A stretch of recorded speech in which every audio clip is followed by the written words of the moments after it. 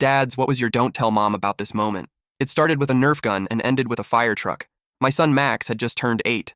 My wife was out of town for a girls' weekend, and it was just me and him for 48 hours. My only mission: keep the house clean and the kid alive. Her words, her rules. She even made a list. No fast food, no soda, and absolutely no dangerous activities. And yes, she used air quotes when she said that while glaring at me. Day 1, flawless. We watched movies, ate the pasta she pre-cooked, did laundry, brushed teeth without being asked. I even vacuumed.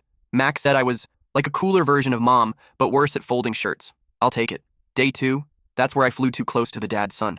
It started when Max looked up from his cereal and said, "Want to do something epic today?" Now, any sane father would have said, "Let's go to the zoo."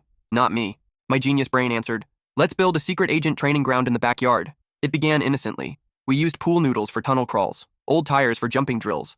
I duct-taped broom handles to chairs for laser tripwires. But then I said, "Let's go next level." We moved the mission inside. Max wanted a laser tag arena.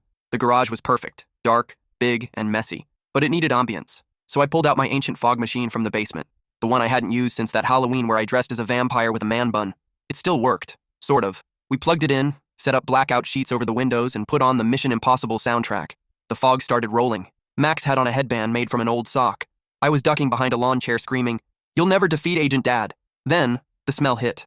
Burning plastic and something that reminded me of hot wires. I turned around and saw it. The fog machine had tipped over. It fell onto a stack of old boxes, and worse, the extension cord underneath had started melting. Smoke, then a flicker, then tiny flames. Max yelled, "Dad, fire!" and dove behind the trash bins like we were in a real war zone. My brain stopped working.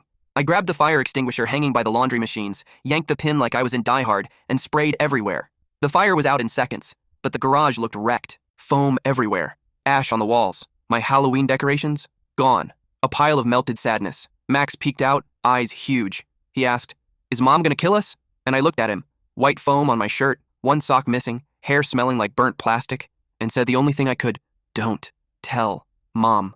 That moment became law. A blood pact. We spent the rest of the day cleaning like we were on a reality show. We repainted the scorched patch with leftover beige from the guest bathroom. I trimmed the walls with a toothbrush. We aired out the smell with 4 fans and a prayer. Max wrote "Welcome Home" in chalk on the driveway to distract her. When my wife came back that night, she stepped into the house, sniffed once, and said, "Smells smoky?" Max and I, in perfect sync, said, "Candle." She narrowed her eyes, but she let it go. We survived. Later that night, Max came into my room with 2 mugs of hot chocolate. He sat on the edge of my bed and whispered, "That was the best weekend ever." I smiled and whispered back, "Don't tell Mom." And to this day, every time something chaotic happens, whether it's a broken dish or a paint spill, Max just looks at me and grins. Because we both know, the fire may be out, but the memory's still lit.